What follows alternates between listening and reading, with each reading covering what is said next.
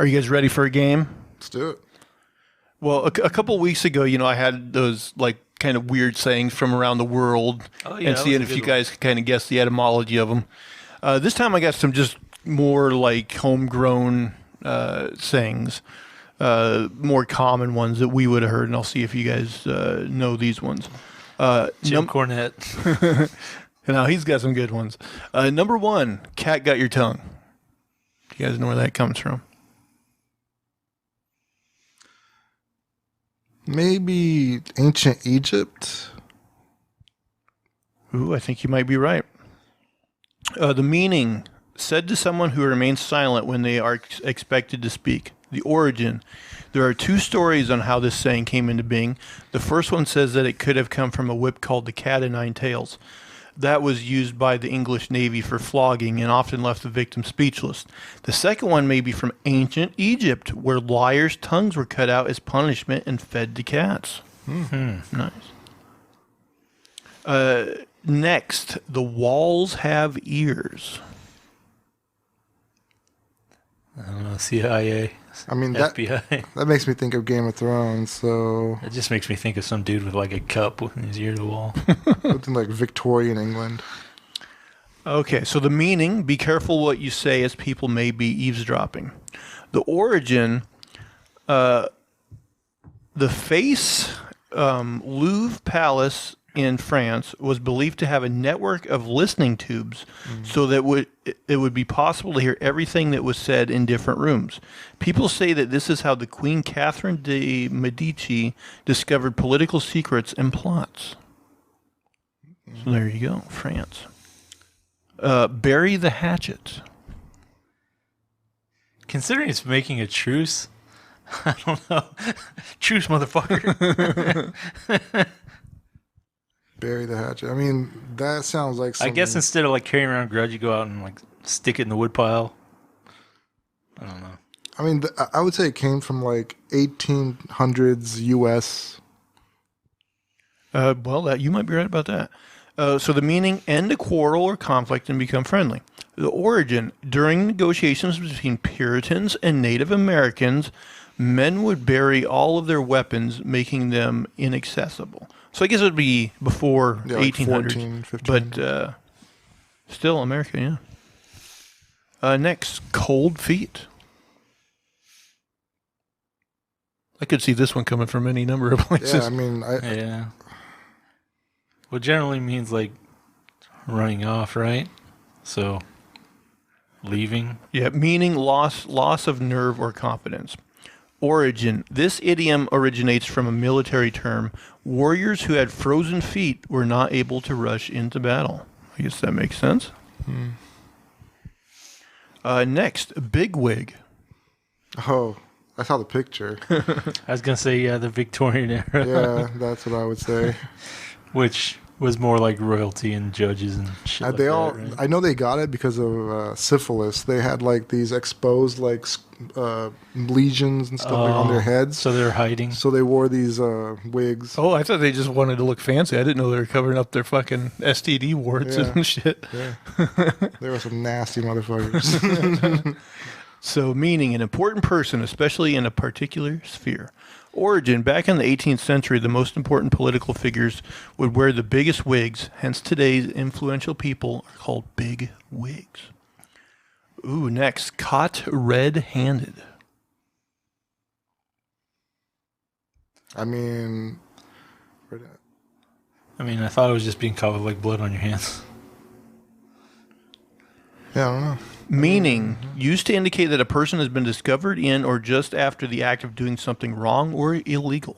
Origin, there was an old law stating that if someone butchered an animal that didn't belong to him, he would only be punished if he was caught with blood on his hands. If one was caught with the meat, but his hands were clean, he would not be punished.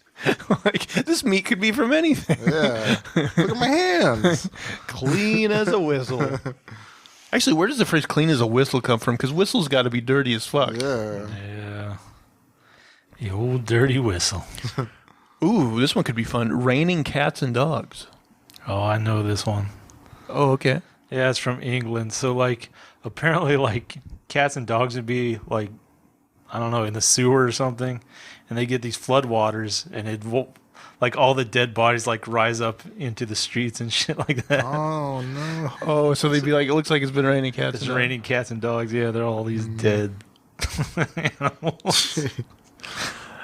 Meaning rain very hard. Origin. This idiom has two stories that try to explain the origin. The first explanation says that the origin of the phrase comes from Norse mythology, where cats would symbolize heavy rains and dogs were associated with the god of storms, Odin. The second version says in the 16th century England, houses had thatched roofs, which were one of the few places where animals were able to get warm. Sometimes when it would start to rain heavily, roofs would get slippery and cats and dogs would fall off, making it look like it was raining cats and dogs. No, So it there's isn't from the sewers. It's from the roofs. It's from above. blood is thicker than water. Which is mean family over friends. Yeah. Where would I don't that know where it start? came from. Probably started with the Habsburgs.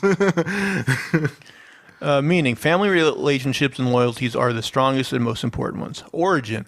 Even though many think this saying means that we should put family ahead of friends, it actually meant the complete opposite. The full phrase actually was, the blood of the covenant is thicker than the water of the womb. And it referred to warriors who shared the blood they shed in battles together. These blood brothers were said to have stronger bonds than biological brothers. So that's where, so it comes from like a phrase that means the exact opposite, or like It's another war. Also, they didn't know science when they made that up.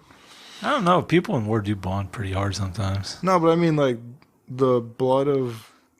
What was the covenant? Is thicker than the water the of the womb? blood of the covenant is thicker than the water of the womb. I mean, they probably didn't know that, like, our DNA is, like, actually, connected. We're related. Like, we pass on and share genes like that. Number 9. Don't look a gift horse in the mouth. Trojan War, maybe?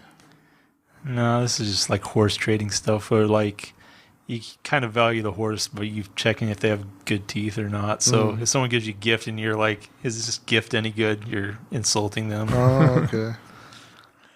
Meaning, find fault with something that has been received as gift or favor. Origin. While buying a horse, people would determine the horse's age and condition based on its teeth and then decide whether they want to buy it or not. This is the reason why people use idiom to say it's rude to look for flaws in a thing that was given to you as a gift. Next, barking up the wrong tree. That's another one that could come from anywhere. Yeah. Meaning, be pursuing a mistaken or misguided line of thought or course of action. Origin. This phrase refers to hunting dogs who chase their prey up a tree. Once it climbed a tree, the dog barks at them, yet sometimes the dogs would continue barking even if the prey was no longer there. And then last one, turn a blind eye.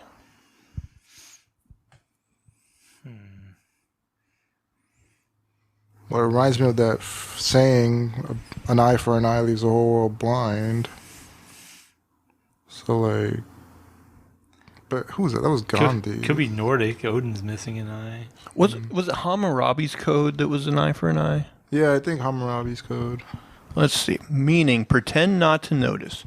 Origin. It is believed that this phrase originates with naval hero Horatio Nelson, who used his blind eye to look through his telescope. This way he was able to avoid signals from his superior, who wanted him to withdraw from battle. He attacked nevertheless and was victorious. So basically just ignore someone. Right.